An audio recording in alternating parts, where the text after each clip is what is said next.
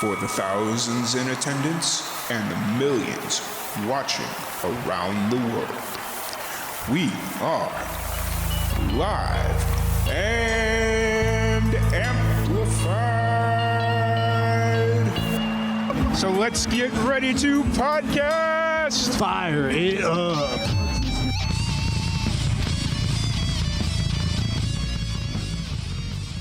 Welcome, everybody, to another live and amplified livecast. I'm your host, Tom Quiet, and we are back at it again with another amazing podcast.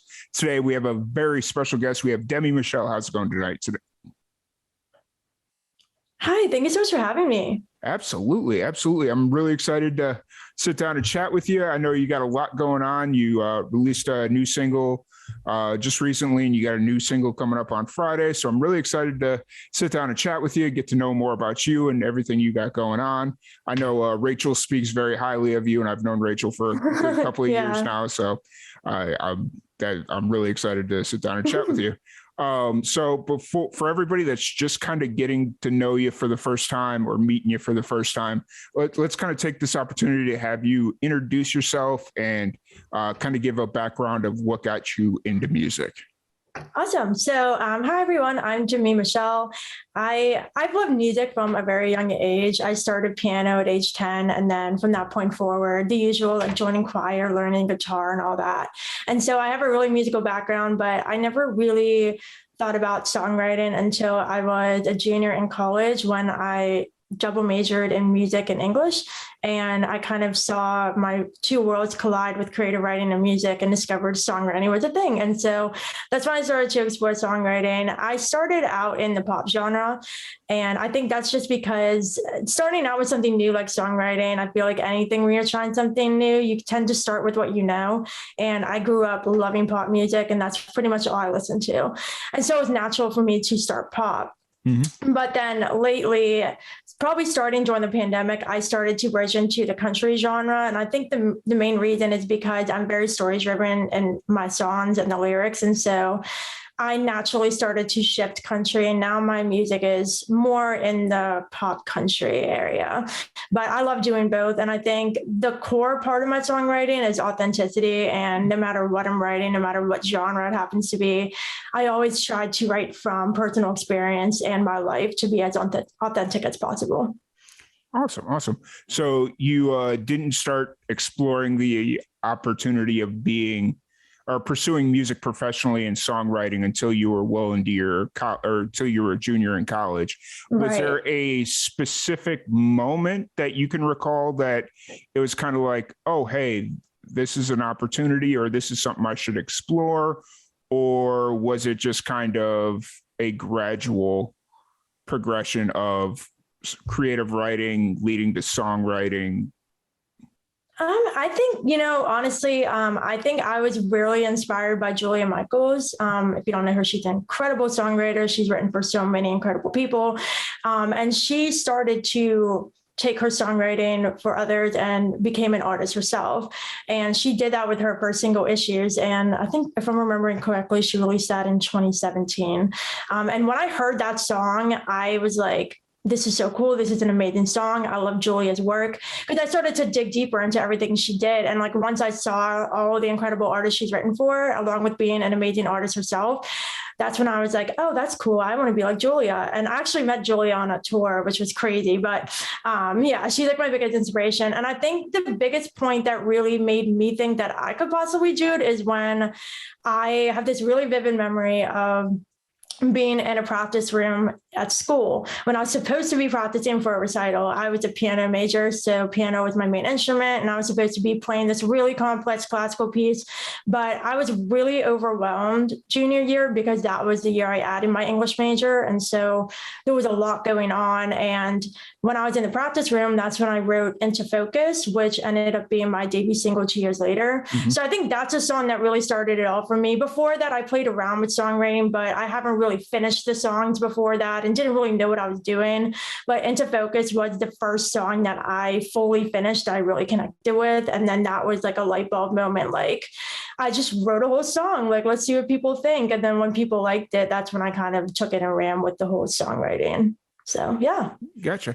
And while you were kind of going through the process of transitioning over to songwriting, who are some of the musicians you were listening to? Because I know you'd mentioned that you were like really into pop music and stuff like that, but who are some of the musicians you were listening to for influence?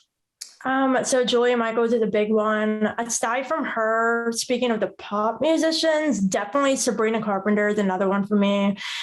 Selena Gomez, Haley Steinfeld, and Taylor Swift. But more recently, Kelsey Ballerini has been my biggest inspiration, especially in the country music, because when she released Homecoming Queen, which I actually just released my own rendition of, that's the song that made me fall in love with country music. And so once I heard that song, I started to listen to Kelsey's discography and started to listen to other country artists. Carly Pearce is another one of my favorites, and Mara Morris.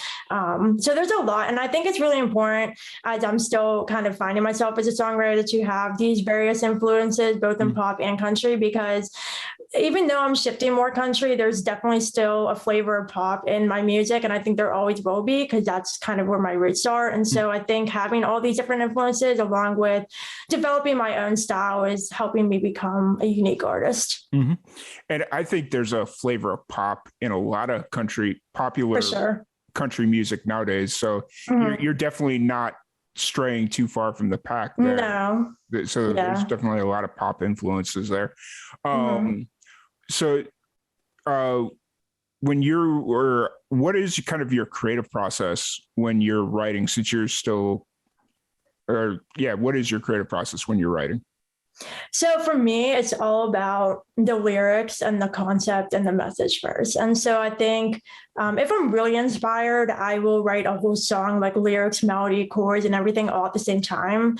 But when I really want to dig deep and I'm still exploring a concept of a song I want to write about, I always start with free writing or sensory writing. And that's basically a technique where you just basically like pour everything out onto the page, just not filtered at all. It's pretty much like journaling, but more a more specific way of doing it. Yeah. And so that's a great way for me, because I think when you start to get into the lyric writing, you can get caught up in the rhymes and the length of the different lines and syllables and all that. And it kind of loses the magic of the song. And so I like to start with the free writing and get all of my thoughts, feelings, and imagery and all that out onto the page, because I know that's coming from an honest place. And so after that, I'll go through and pick out lines and title ideas and kind of start with constructing lyrics and get a solid lyrical draft. And then I start exploring the melody and the chords and all that. But a huge thing for me that I think came from my whole English degree and being a graduate student in English right now as well, is like, I'm a huge fan of rewriting.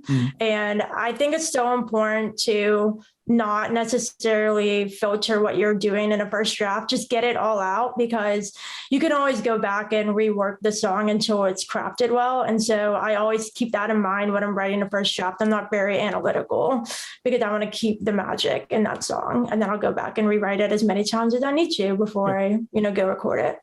Gotcha. And so you'd mentioned you're in grad school now? Yeah, I am. I'm getting my master's of fine arts in writing popular fiction. Good. Where are you going to school at? I'm Seton Hill University. It's in Greensburg, Pennsylvania, not too far from me. That's where I went for undergrad too. So it's been my home for quite a while now. Hey, that's awesome. And are you born, raised in Pittsburgh? Yep. How's the independent music scene there? I think it's a harder one to break into. I haven't really played here much. I think I played here like once or twice, really. And I think a big part of it was I released Into Focus November 2019 and COVID hit like March the year later. And so like, I feel like I only had like 3 months of like even having music out and trying to do the whole artist thing before the whole world shut down. Yeah. And so I didn't really get a chance to get that whole real artist experience. And hopefully this summer I'll get to play more. I play a lot in Missouri when I go there. My sister lives there. So every time we go to visit, there's a couple of places there that I consistently play at, which is really nice. But here in Pittsburgh, I'm still trying. just in January, I got the opportunity to be interviewed on our top 40 hit station, which was crazy because that's something I've dreamed of. And like being on the morning show I grew up listening to since I was really little was super surreal. So it's nice to see that happen. And I think since that happened, it might be easier to kind of break in to the Pittsburgh music scene. Yeah, for sure. And it's one of those things, like you kind of mentioned, that you didn't start releasing music till like the end of 2019, and you didn't really get an opportunity to start getting your name out there, and any progress you would have made in the 3 to 6 months, it's like gone. I don't want to say gone as far as getting your name out there, at least in the Pittsburgh scene, but you're going to have to essentially start over, which is unfortunate. Exactly.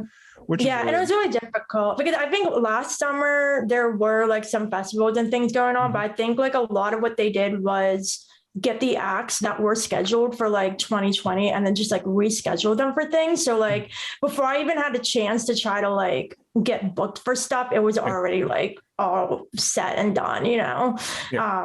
And like I literally did pretty much everything online, and everything I've built since starting has been like virtual. So I at least got somewhere with it, but it's just like crazy, like releasing a first single and then 3 months later not being able to do anything. Yeah, I got you. Oh, so let's talk about Into Focus a little bit, since that is kind of your first song. What's kind of the story behind that, and what were you going for when you originally released it? So this is a really interesting one because I wrote it 2 years before I ended up releasing it. This song is still very close to my heart, and I think it's a great one that I released as the debut single because it's a very positive, uplifting message of saying that no matter how difficult things can get, and even if you're in a really dark place, an amount of time, you know, as time goes by, like it will all come into focus and everything will be okay. And I think when I wrote that song, like that's the message I needed to hear. And I think because I was struggling so much at the time I wrote that song, I needed to get my feelings out and be able to process that. And writing this song, and like every time I hear it, like even like when I'm going through stuff, even now, like I'll just listen to that song because it like reminds me that things will be okay. And even to this day, even though I've released so much since then, like people still will reach out to me about that song, and it's just like really special. But that's a piano ballad. Like pop piano ballad. And I think that's really, you know, it really shows where I was at the time, like with the pop stuff. And there are some people who said they heard a little bit of country in that, which I can't really hear that, but people have their own opinions. But I think just the message overall, like I always try to be honest and kind of say things how they really are. And I think that's a great representation of that. Yeah, for sure. Was there any like lessons or things that you took away from the entire process of writing, recording, and releasing that first single that you still carry on to this day? Yeah, I think just like have fun with it, to be honest, because I can get really, you know, like focus on what I'm doing and analyze everything I'm doing. And especially with something as creative as songwriting and music, it's such an inspiring and creative thing that you can't tie it down. You know what I mean?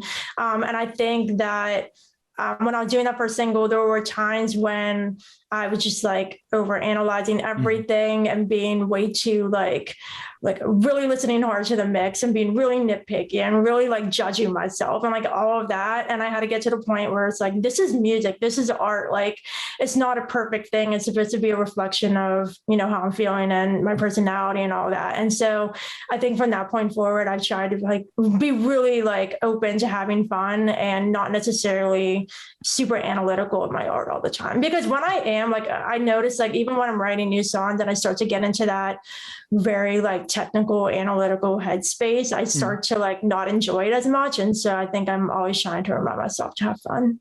Yeah, for sure. That's important. Just always remembering why you got into music and songwriting and all that stuff, which is most people get into it to have fun or because they find it fun. So as long as you hold on to that always.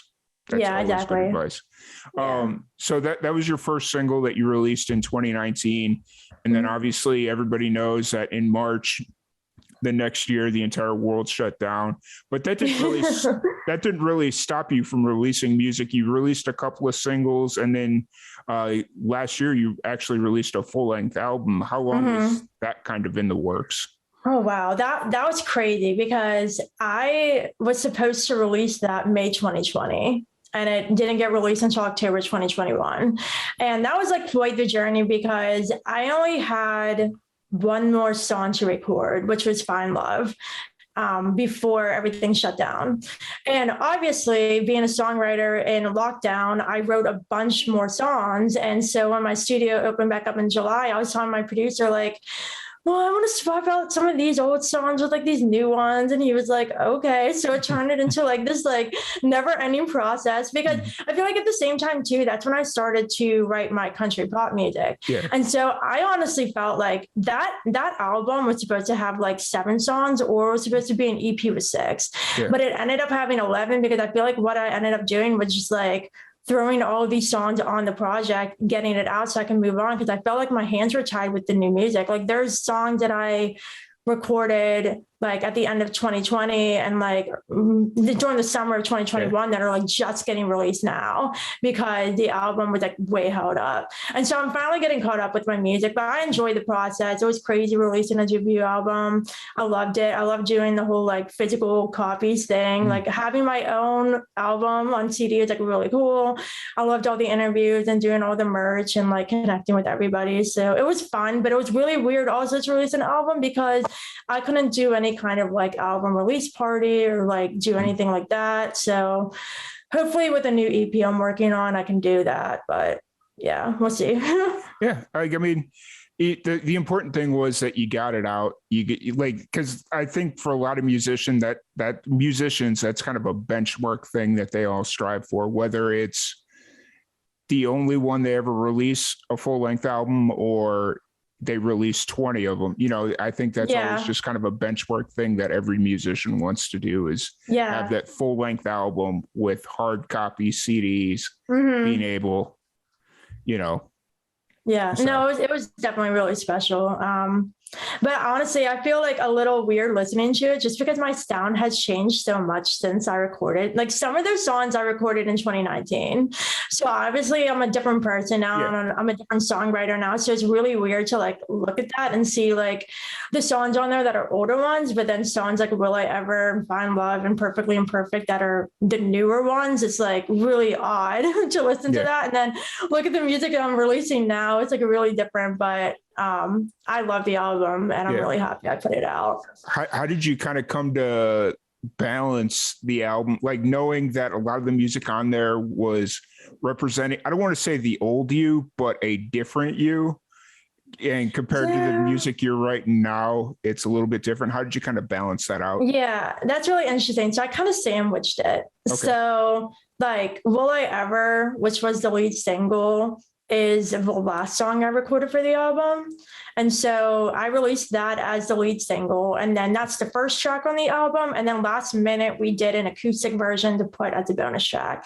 So that song's kind of framing it. And then not Into Focus, Perfectly Imperfect is the second track, which is also a newer one. That's definitely pop, but I recorded that around the same time as Will I Ever. So that was a more newer one. And then Find Love, which is the 10th track before the acoustic version of Will I Ever, is definitely like a more pop country song. And so I wanted to kind of end with that one before the acoustic version to kind of signal to my listeners that this is kind of where I'm shifting. So having the 2 acoustic kind of driven songs at the end that, you know, like Find Love is kind of pop country-ish. Will I Ever, not really. It's just an acoustic pop song, but I think having the acoustic guitar in there and the electric guitar riffs in Find Love kind of is signaling that shift. So I kind of tried to like, I wanted to make the track Let's Tell a Story too. And so I was thinking of that and then also like putting it together in such a way where like the newer songs were kind of framing it with the older ones inside. For sure. And so now that the album's been out for a little bit, how's the feedback? What's kind of going through your mind now that the album's been out for a little bit? It's been crazy. I love hearing all the feedback. So many people have reached out to me about it, which has been crazy. Like, especially the airplay too, like hearing these songs get played, all the interviews. It's just been tons and tons of fun. But I feel like I'm already working on new music. And so I'm trying to like enjoy the album, like while it's still like really in the forefront of my mind because I'm working on new things. But it's just been like incredible. I love doing like all the designs, like with my graphic designer for the artwork and like doing all like the behind the lyrics videos for it and stuff. It was like a lot of fun, everything I put into it. But yeah, the response has been great. For sure. So you do all your own graphic design stuff too, or you just like being involved with it? Yeah, I'm really hands-on with everything. I'm not a graphic designer, not even close. I have two graphic designers, Eddie Davis and Lily Gongaware. They do my stuff. And then when I do the lyric videos, I have someone do that for me. So I don't actually do that. I'm not visually creative. But I'm like super hands-on with everything, especially in the studio. That was a big thing for me when I was finding like a good producer to work with. My producer, Bob, lets me like sit right next to him, like when we're doing this stuff and like I'm adding all the instruments and like with the pop stuff. And then when I'm doing my country pop stuff, telling like my guitarist and drummer, like what I want. So I think it's really important for me to be like active in all aspects of the creativity because I feel like it's my brand. And so I kind of want to be involved with all that. For sure. For sure. And when you are looking for you brought up that your producer kind of lets you sit in on that whole process. When you're looking for a producer, what do you kind of look for? Okay. Yeah. So this is a big one. So when I started, I went through two previous producers before I'm with the one now that I've been with since Into Focus. So I kind of went through a couple of producers before I did Into Focus. And the other ones didn't really let me contribute as much. Like the one, I just went in, laid down a piano track, sang vocals, and then left, and then got sent a full mix. And I was like, this doesn't sound anything like I wanted. And like I even sent like reference tracks, and they like weren't even close.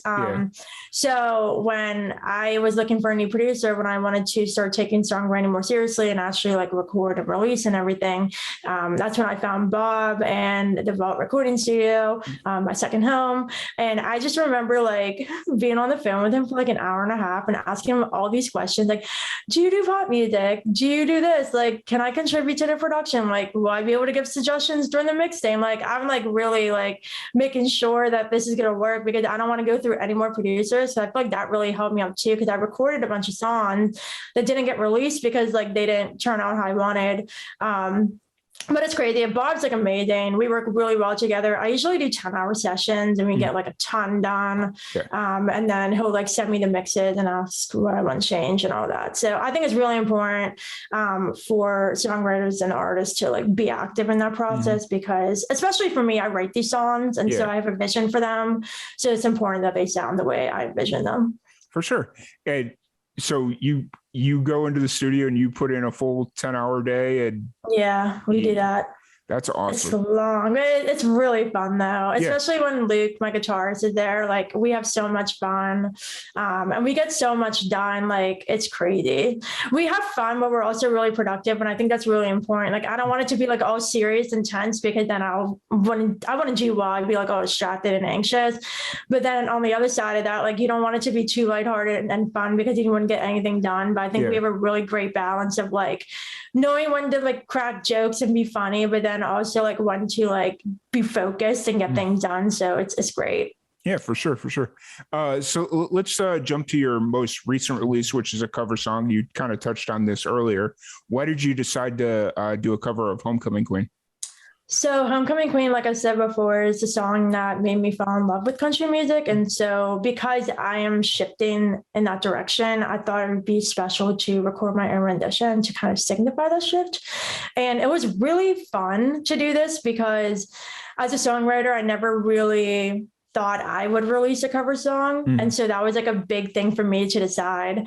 And also it was really fun to like really focus on the arrangement because obviously when I'm doing my own songs, we kind of build it from the ground up, but like having a song that I'm covering, we really went into like how to make it unique and original. And Luke did an incredible job with the guitar solo. It's so good. My drummer Sophia killed the drums. It sounds much different than Kelsey's. And like also for me, like I wanted to bring a flavor of the songwriting originality into it. So I actually wrote a bridge. There's no bridge in Kelsey's version, and in mine, I decided to write one. And so that's something that's super different about it.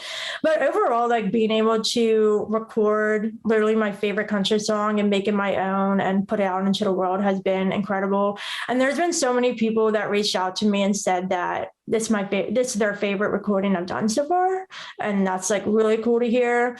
And so, yeah, this one's getting a ton of love. Like it's been charting on some stations and it's just been added to a bunch more. So it's nuts. But I'm super proud of that one. That's awesome. And, you know, it's interesting because it's one of those things where I get the concern about doing a cover song because you don't want to be known as a cover artist, but in the way you did it, where you kind of added your own flair and then not changed it, but you added a bridge, you said, right? Yeah. So it kind of makes it your own, but it, you know, so that's really cool and really interesting. So yeah, I'm glad it's doing well. I'm glad it's doing well for you. And thank you.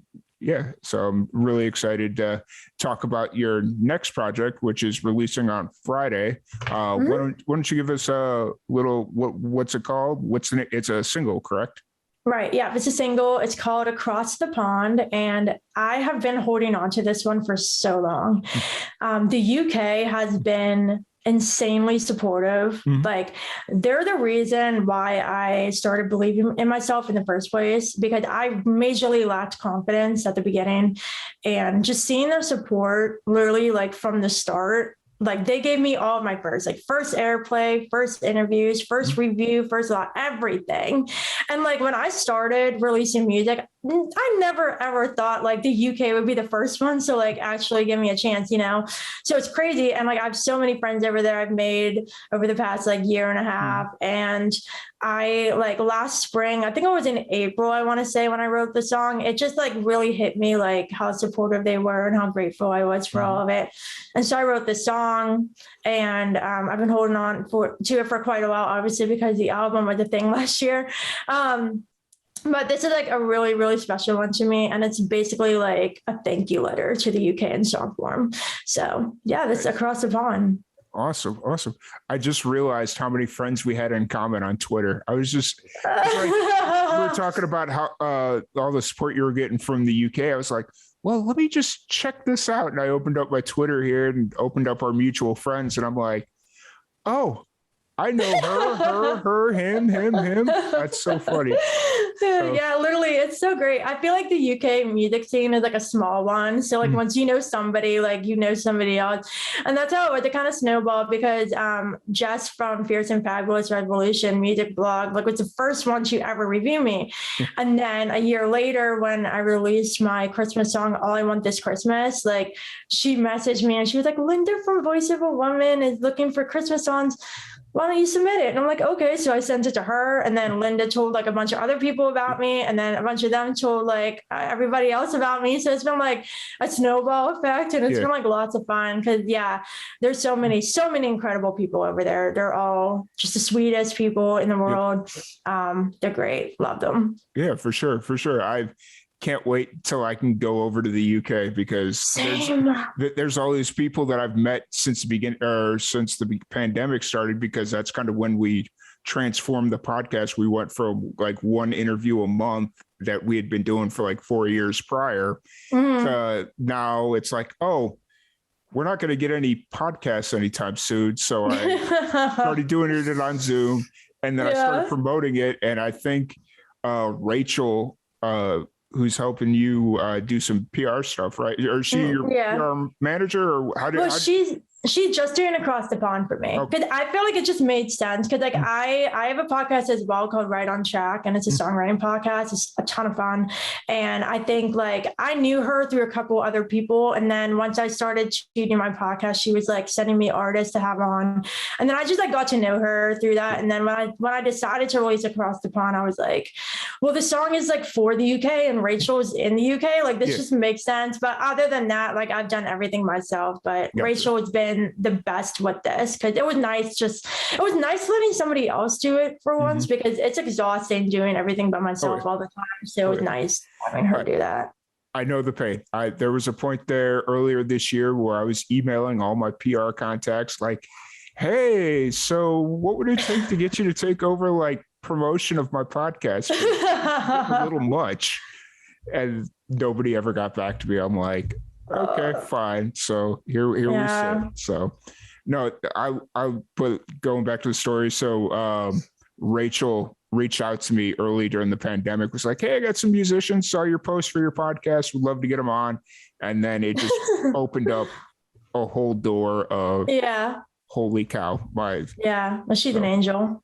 I love her. She's the best to work with. So yeah, for sure. So you got to Cross the Pond, drop it on Friday. It's a single. Is it leading to an album, or is it just going to kind of be a standalone single at this point? So this is just going to be a standalone single.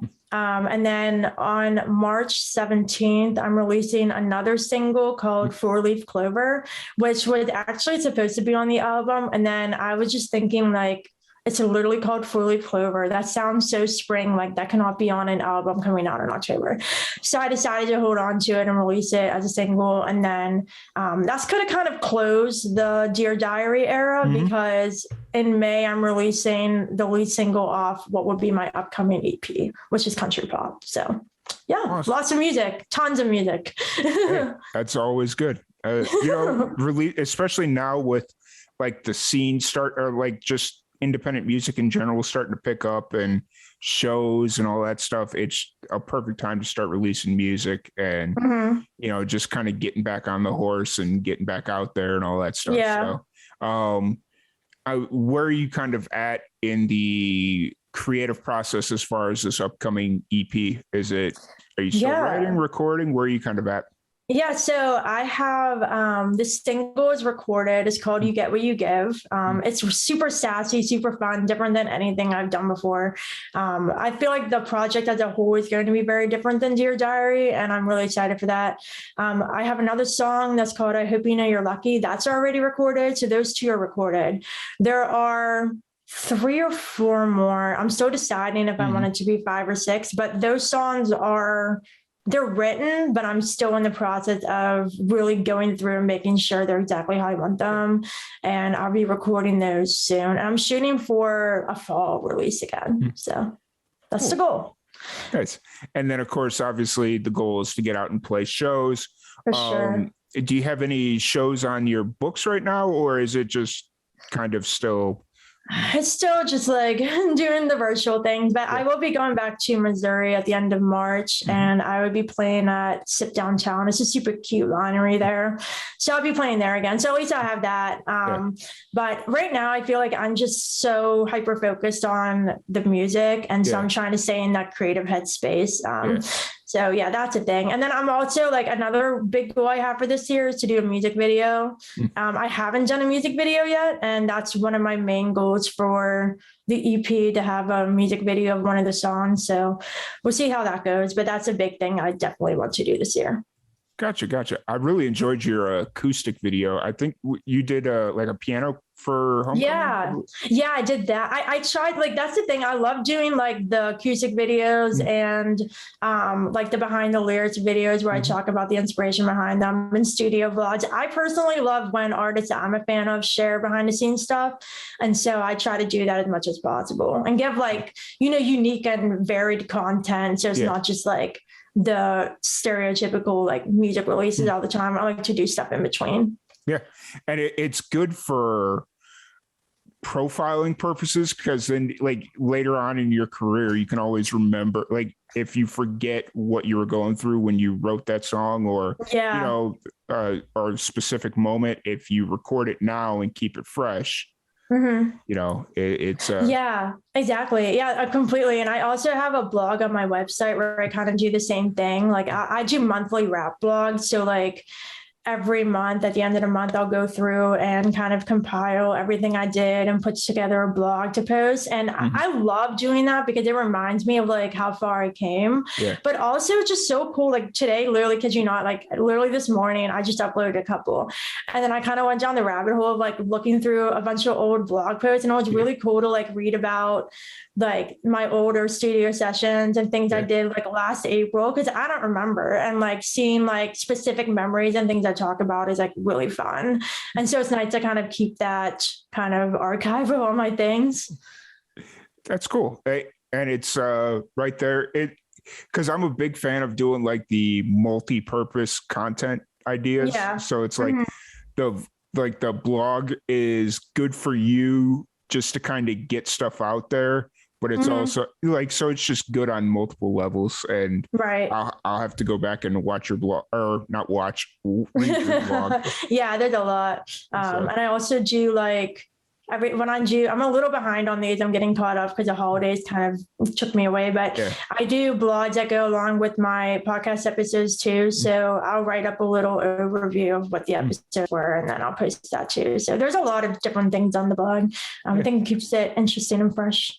For sure. Let's talk about the podcast for a second, because I don't get to talk to too many musicians that do a podcast, which is how long have you been doing it? I started it May of last year. At the end, I released the first episode on my birthday, May 30th. So I'm coming up on about a year, and it's been so fun because like when COVID hit, I was just kind of like thinking of other ways of being creative, because I was doing school and like doing the songwriting and recording when I could. But I feel like there were certain times of the day where I was just sitting there like, I need to do something else. Like I'm going crazy. And so I got the idea to do a songwriting podcast. And so I really spent the majority of like 2020 and like the beginning of 2021 really nailing down what I wanted to do. So in a way, I had a lot of time to plan, just so like when I launched it, I knew what I was doing. And so I kind of noticed that there weren't many podcasts that are from starting songwriters from a topic-based standpoint. So they're not like necessarily music interviews, but each episode focuses on a topic that has to do with songwriting or the music business, anything a songwriter needs to know. And it's really fun because I've had songwriters and artists on that were like, this is really fun because we get to talk about like songwriting and self-discovery and like weaving our music and have these authentic conversations. So it's very conversational, really honest. And I've grown through doing it. I've met so many incredible people. I'm at the point now where like I'm booked through May currently, and I haven't really reached out to anybody because I'm getting emails from like publicists and artists asking to be on. And that's something I didn't expect at all. Like I wanted to do it as a fun thing. And then it turned into this incredible thing. And like every conversation I have on there has like changed me. It's opened my eyes to different things, and it's tons and tons of fun. So I love podcasting. It's a great networking tool as well. Oh yeah, for sure. For me, it's very cathartic. Like because especially during the pandemic, I was working from home, and so I didn't get to talk to a lot of people other than my 10 o'clock meeting and my 2 o'clock meeting. Like there was no talking to anybody because I lived by myself. So like the podcast, it was like every night, cool, I get to talk to somebody I know very little about or have, so it was very like therapeutic almost. For sure. It was awesome.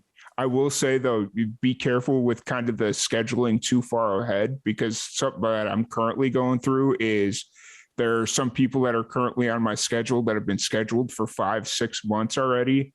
And they tend to forget that they scheduled the podcast. And so I try to do 2 months in advance. Because I actually record in advance because like the school, it's really kind of stressing me out right now.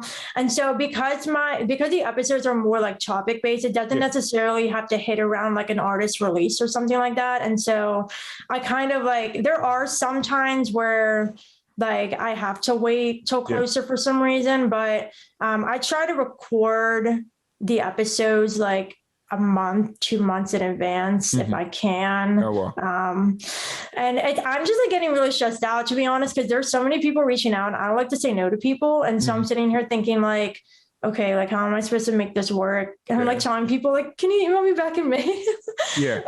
But it's crazy. And I didn't expect that. So I'm just trying to balance everything and make sure everybody, because I feel like I want everybody to have a space on the Yeah. show. And so I have a list of people who like reached out that I can't have on currently, that I have like contact this person in May, contact this person in June. So I have a thing going, but it's a lot of fun. Yeah. I do want to bring up the fact though that we are birthday neighbors. So What? yeah, May 31st.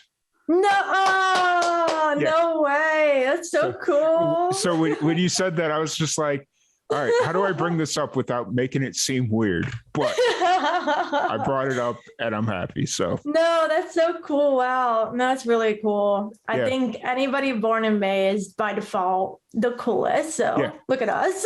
I dig it. I'm with it. So no, that's cool about the podcast. And I'm glad you're having so much success and people are reaching out and you still got control over it, which is amazing. You know, like, what's something that you've kind of learned through the process of building this podcast? Oh, wow. I think, honestly, I think the most important thing that I've grown to do is like really let the guests know that it's a safe space and a very low key, no stress place to be on the show, because I've been in some interviews where I felt like super high stress. This one, I'm like super chill, kick back. Like, this is fine. Like, I'm not stressed at all. Yeah. But there's been times where like, I felt like I was really anxious. And so because like the podcast is like about like real genuine stories and experiences and these very specific topics, like I want the conversation to be able to flow naturally. And so like, I always tell the guests, like, literally don't even think about the fact you're recording right now. Like, you and I are just going to have a conversation, and I'm like really crazy with editing. So I'm like, if you say something that comes out weird, like no problem, just like you can repeat yourself and like, I'll cut it out. And it's so fun. And I feel like everybody I've had on recently, once I really started to make this like point to them, like it's been so fun. And there's been times where like I literally forget that I'm recording. Like I set a timer for mine just to make sure they're all like 30-35 minutes around there. Yeah. When it goes off, I'm like, oh my God, we were actually recording. Like, I feel like I was just sitting here talking to somebody. Yeah. And the other thing too with the show that I love is like, you kind of mentioned this earlier, like talking to somebody that you kind of just met or don't know much about. Yeah. I think the coolest thing about, like people in the music industry is like, everybody's so open and it's like a different kind of personality to be in music. And like, there have been people I had on the show that I've never spoken to. Yeah. And then we sit down and have like a very deep conversation, like we're best friends. And I think that's the coolest thing. Yeah. So I love it. Yeah. There's definitely been relationships and friendships formed through this podcast just because they'll come on, we'll do an hour and a half just because it flows naturally. And, you know, it's always that weird moment where it's like you bring them on the first time and it's like we do an hour and a half just because it's the conversation goes. And then they come back on, or then they want to come back on because they got a new album or whatever they want to promote. And it's like, dang it, I hope that we didn't set up this false expectation that we do an hour and a half with this guy. And then they come back on and we do 2 hours. And it's like, wait a minute, where's this go? So like when that happens, it's very funny. And then there's also that time where you could just tell that the guest isn't comfortable or just isn't used to doing podcasts, or this is interview number 900 to them. So it's always kind of interesting to, for sure. I've done quite a few. I've done a ton of interviews lately, but I like just actually went back and listened to my very first radio interview that was on Bells and Gals last March. And it was the most cringy thing I've ever listened to because I was so out of my element, and it was just like really hard to listen to because I've definitely gotten better. And I think hosting my own show has made me better in general too, just like thinking on my feet and like being chill and like all that. I think doing my own podcast has helped me in my own interviews and things, but I think it's like a learning process. Like I've definitely been in the position of like first couple of interviews where I was like, oh my God, like how does this work? My heart's pounding, I'm sweating, I'm so nervous. And now it's just like, set up my microphone, sit down, get up the Zoom and get ready. Yeah. The one thing that I'm still kind of struggling with, and I've been doing this for 5-6 years at this point, is I like you'd mentioned keeping the podcast kind of conversational. So I don't like to know too much about the guest because I find myself, if I'm over prepared, then I'm like driving the conversation. Whereas like I like it to be almost like a first date type situation. Oh, for sure.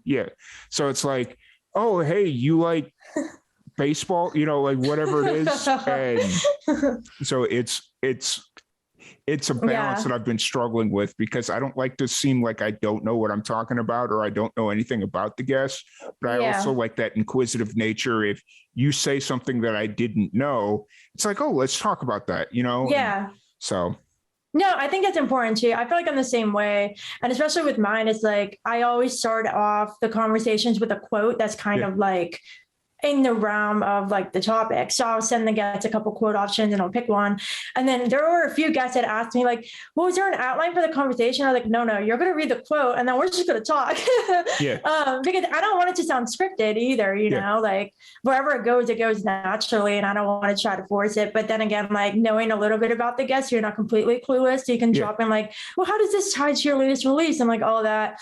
So yeah, I think that balance is really important. I think that's just something that like will always be there, depending on the guest too. Like if someone's not as chatty, you kind of have to direct it more, which I kind of found. But if someone's really chatty, then you can kind of just like let it go. Yeah.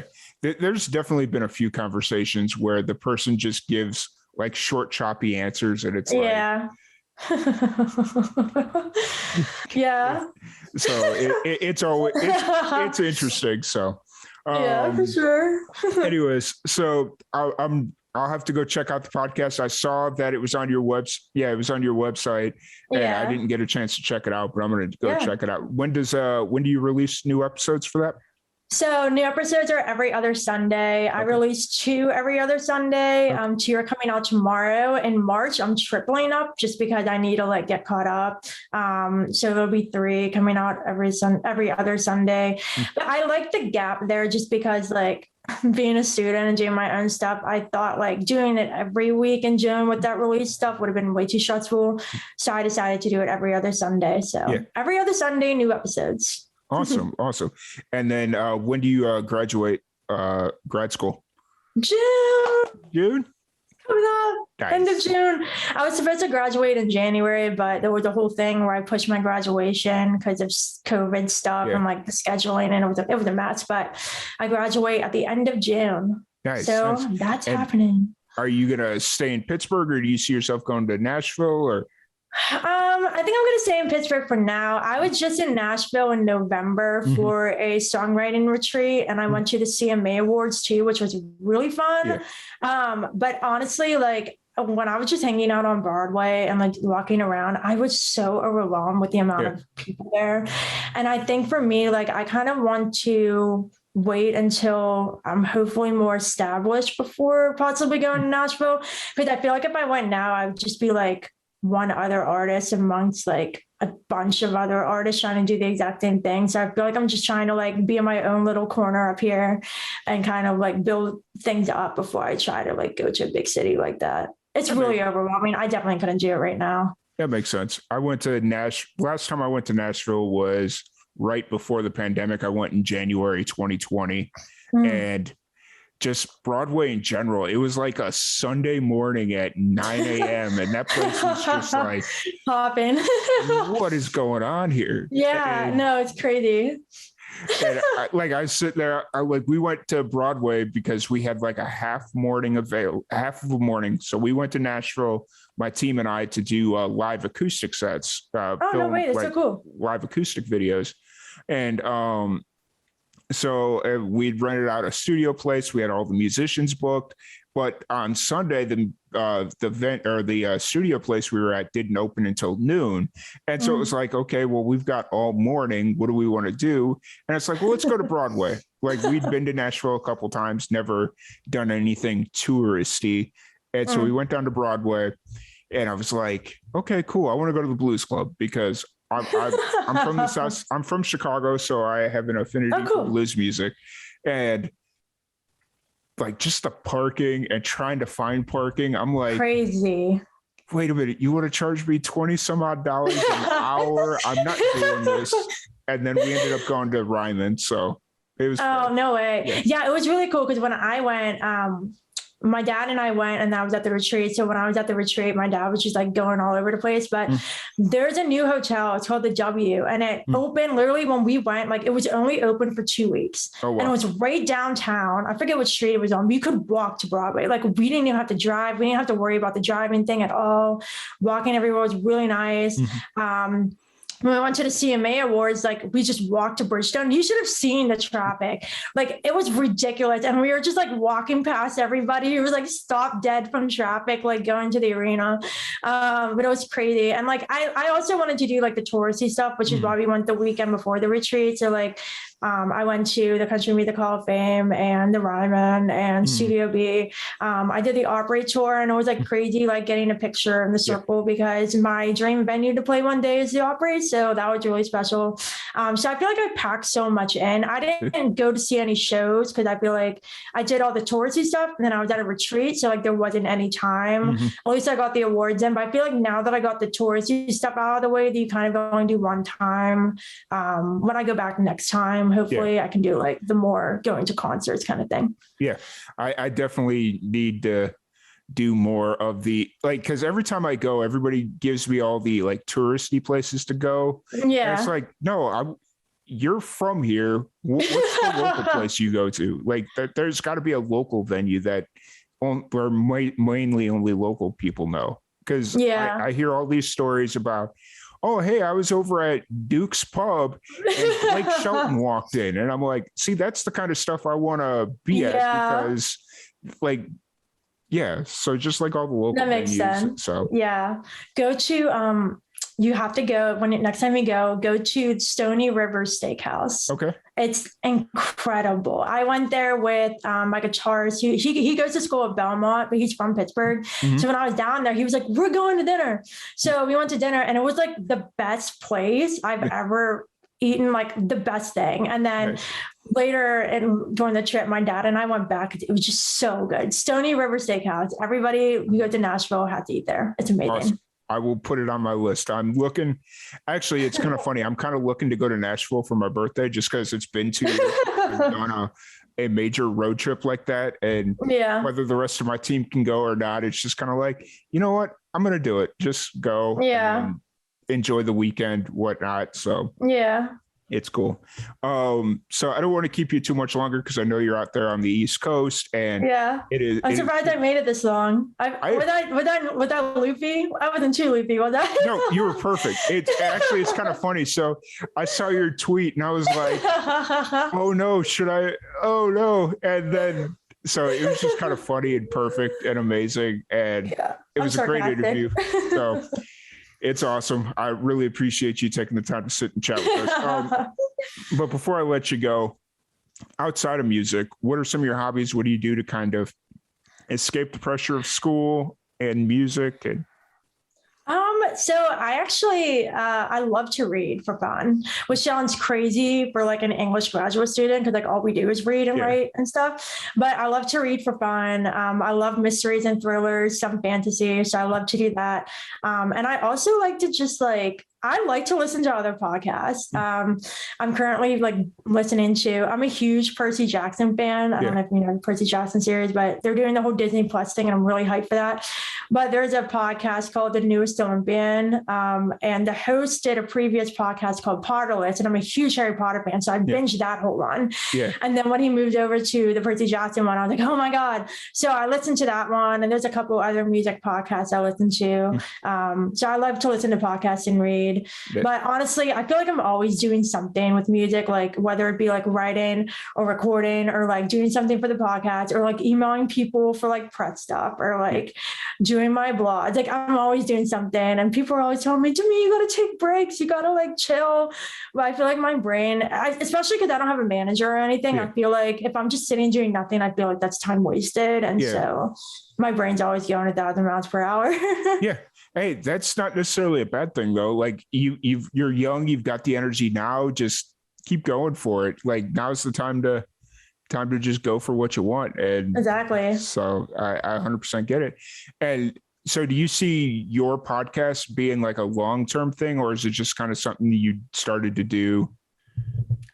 Definitely long term. It's become like, honestly, like aside from my music, I think it's the most fun thing I've ever done. Mm-hmm. And it's just been like a great thing for me to like connect with other people in the industry. And also like a little rerun too, because I don't see the podcast as like a chore or a job or anything. It's just so fun.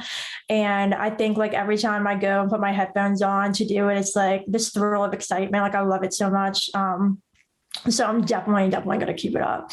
I'm already thinking of ways of, I didn't publicly announce this anywhere else yet, but it's just something I'm considering doing to kind of celebrate the first year of the show. I wanted to add a little extra segment that I was thinking about doing, a little like right on track themed game show on the show, and then have like previous guests come on and like compete. I think that'd be really fun. So I'm still in the process of like figuring that out, but I'm just trying to think of, now that the podcast is much more stable and like I know what I'm doing and I'm not worried about guests or anything, I'm kind of thinking of ways of branching out and making it bigger. So I don't see it stopping anytime soon. Nice. I've been exploring this option of doing the cover song Wheel of Death. And just, oh my god! Because I work Super for Jimmy Fallon. because I work at a TV station and we do like conventions and like community events, and we have like a little prize wheel that has like the various different giveaway things that we have. And I was like, you know what? That would be really cool if we just put random songs on there. And every guest that comes on, or like we're looking at doing it in a different format of the podcast.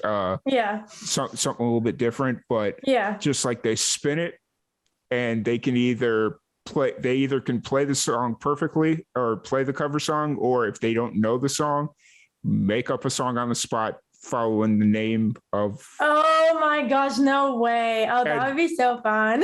And like, I don't know like what they get out of it other than like, but that's just kind of where I'm at on it. I was just like, you totally should. I think like there's one, I always like when people throw like the curveballs. I feel like when I started, I like if this was last year and you said something like that to me, I'd be like running away like a scared puppy with my tail between my legs. Like I'd be like so nervous to do something like that. But I think now like I'm totally down to do something crazy like that. Like there's I don't know if you know Crazy Women Country, but they have like a YouTube and a podcast. And at the end of their interviews, they do like rapid fire questions, and you have no idea. It's like crazy stuff. Like what Disney princess would you be and why? And like, are you a morning person or a night person? Like really random questions that like there's no possible way to prepare for. So I think doing something like that that's like super like off the script and like super random would be really fun. So I'd be down. Let me know when you do it. I'll be down. So now that you brought that up, brings it to my favorite segment that's just recently come on, that we started doing a couple months ago. I have a random question generator sitting right here on my phone. I have your question right here if you're ready. Sure, hit me. Would you rather have a finger that turns into a fork or a spoon? I'm going to have to go with spoon, because this is going to sound so weird, but like two of my favorite things in the world are chicken noodle soup and ice cream. So if I could, not have to actually get a spoon and like eat my chicken noodle soup and ice cream, I can turn my finger into a spoon and do it. Nice.